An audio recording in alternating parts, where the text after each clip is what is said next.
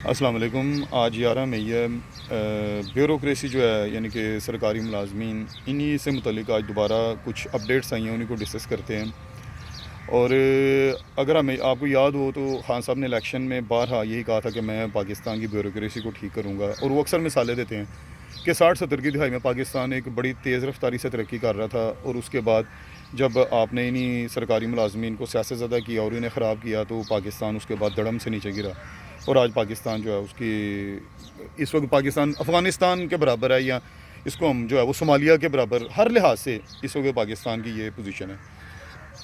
تو یہ صرف ایک ہی وجہ سے ہوئی ہے کہ ہمارے جو سرکاری ملازمین ہیں بدعنوان ہو گئے ہیں، کرپٹ ہو گئے ہیں، اور انہوں نے المیوں کو جنم دیا ہے۔ تو سب سے پہلے ہم دو واقعات ڈسکس کرتے ہیں، المیہ یا آپ انہیں کہہ لیں، تاکہ ایک اندازہ ہو جائے کہ ایک بدعنوان سرکاری ملازم کس حد تک نقصان پہنچاتا ہے۔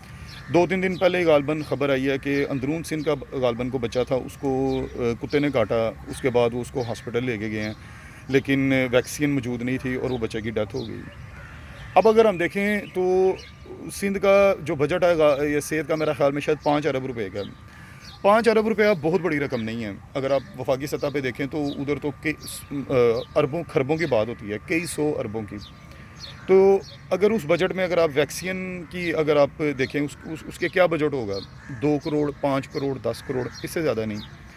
تو ایک اتنی سی رقم کے بدلے میں آپ دیکھیں ایک بچہ اپنی جان سے گیا، اور وہ رقم 2 3 4 10 سرکاری ملازمین نے آپس میں بدعنوانوں نے بانٹی ہوگی، لیکن ایک جان جو ہے وہ ختم ہو گئی۔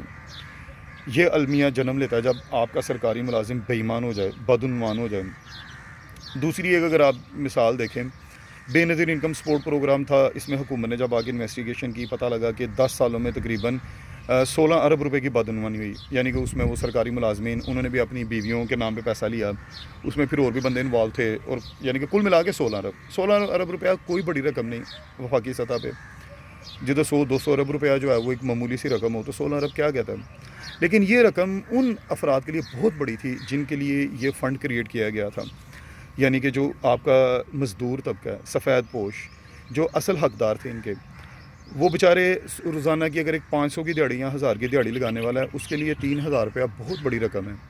پاکستان میں تو ابھی مزدور جو ہیں وہ ہمارے معاشرے پہ بوجھ نہیں ہیں، سفید پوش طبقہ ہمارے معاشرے پہ بوجھ نہیں ہے، یہ لوگ خود محنت کرتے ہیں، صرف زندہ رہنے کے لیے یہ پیسہ کماتے ہیں۔ آپ جا کے ویسٹرن ورلڈ میں دیکھیں، ترقی یافتہ ممالک میں دیکھیں، جدھر ایک بندے کو کچھ ہلکا سا بھی کچھ ہوتا ہے تو وہ گھر بیٹھ جاتا ہے، ان امپلائمنٹ الاؤنس لیتا ہے حکومت سے۔ تو یہ لوگ تو پاکستان میں تو اس طرح بوجھ نہیں ہے، لیکن جب آپ ان لوگوں کا حق مارتے ہیں تو یہ بہت بڑا المیہ جنم لیتا ہے، کیونکہ یہ لوگ صرف زندہ رہنے کے لیے پیسے کما رہے ہوتے ہیں، عیاشی کرنے کے لیے نہیں کما رہے ہوتے، تو ان کے لیے 3000 بھی بہت بڑی رقم ہے۔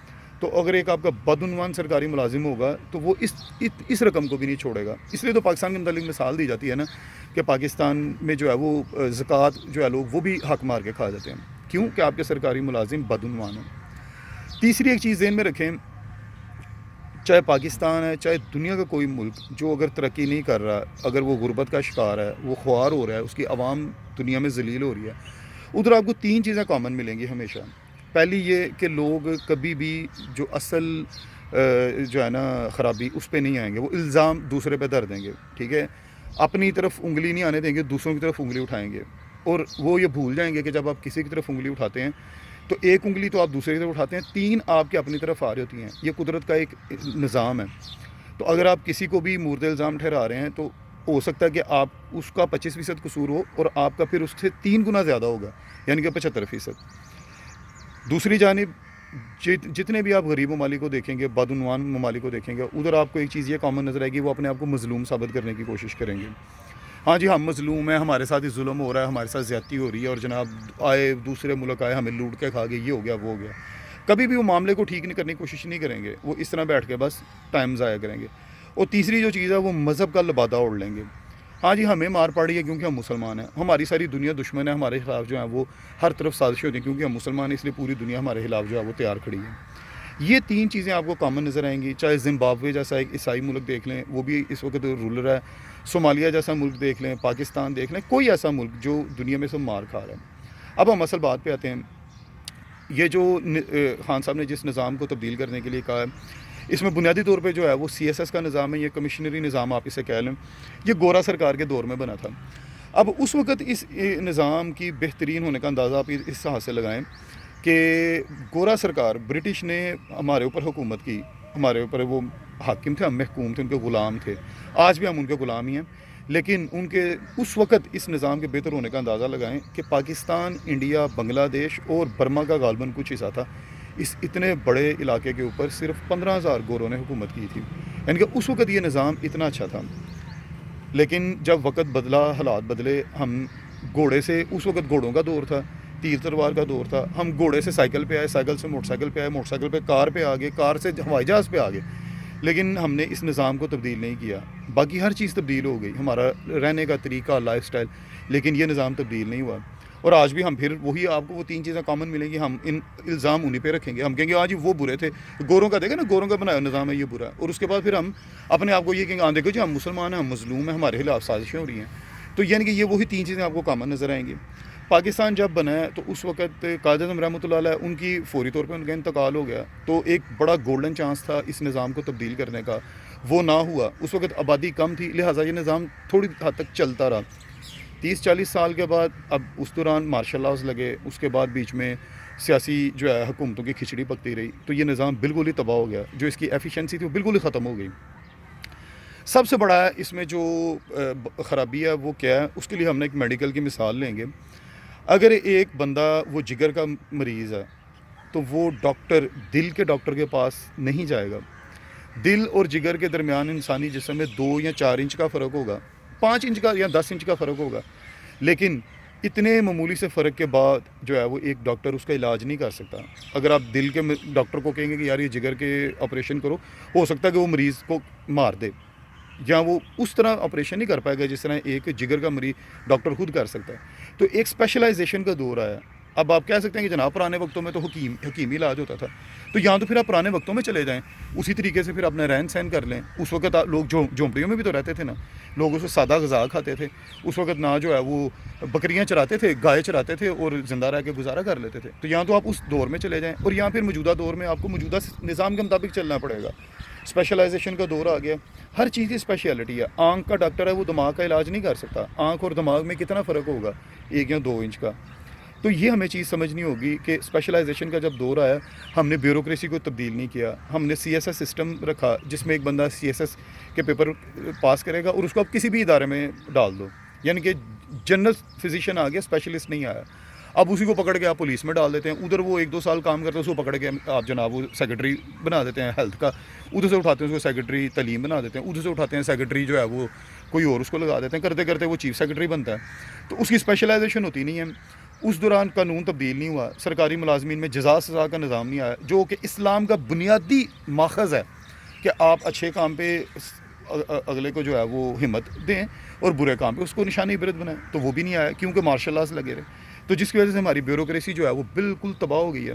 ہمارے سرکاری ملازم کو پتہ ہے کہ میں ایک دفعہ سیٹ پہ بیٹھ گیا ہوں، اب مرتے دم تک میں ادھر سے اٹھوں گا نہیں، تو لہٰذا وہ کام کرے گا نہیں. وہ کہے گا جاؤ جہنم میں جاؤ سارے. تو یہ ایک سسٹم نے پوری کی پوری قوم کو تباہ کر دیا. اب اس کا یہی طریقہ کار تھا، سب سے پہلے تو آپ انہیں یہ ڈر خوف ڈالیں کہ جناب آپ اگر کام نہیں کریں گے تو آپ کو نوکری سے برخاست کیا جائے گا. جو آپ کسی بندے کو پکڑو تو وہ جناب لاہور ہائی کورٹ میں جاتا ہے، قتل کا بھی مجرم ہو، کچھ بھی کیا ہو، لاہور ہائی کورٹ میں جاؤ تو جناب ادھر آپ ایک اپیل ڈالو تو لاہور ہائی کورٹ آپ کو آزاد کر دیتی ہے. تو ایک تو سب سے پہلے آپ ان کو یہ ایک پیغام دیں کہ جناب آپ کی چھٹی ہوگی. دوسرے نمبر پہ اب آپ اسپیشلائزیشن کا نظام لے کے آئیں. تو اس میں ابھی حکومت نے کل جو آیا کہ وہ حکومت اسپیشلائزیشن کی طرف چل پڑی ہے اور خاص طور پر CSS کے نظام کو ختم کر رہی ہے. یہ ایک بہت بڑا کام ہے پاکستان جیسے ملک کے لیے. ہم نے ہمیشہ جو ہے وہ ادھر ادھر کی باتیں ماری ہیں، ٹھیک ہے، ہم نے ایک سیکورٹی اسٹیٹ اپنے آپ کو بنایا ہے، لیکن کبھی نہیں دیکھا کہ پاکستان اپنی اندرونی خرابیوں کی وجہ سے کھوکھلا ہوتا جا رہا ہے. انڈیا کبھی بھی پاکستان کو تباہ نہیں کر سکتا، یہ یاد رکھیں. پاکستان اگر خراب ہوگا تو وہ اپنے لوگوں کی وجہ سے ہوگا.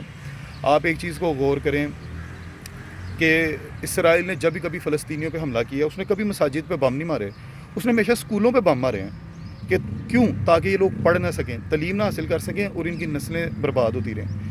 تو یہی چیز ہے کہ آپ جب حکومت نظام پہ توجہ دے گی تو ہی آپ ٹھیک ہوں گے، ورنہ آپ مذہب کا لبادہ اڑتے رہیں، اپنے آپ کو مظلوم کہتے رہیں، دنیا کو ظالم کہتے رہیں، یہ معاملہ ٹھیک نہیں ہوں گے.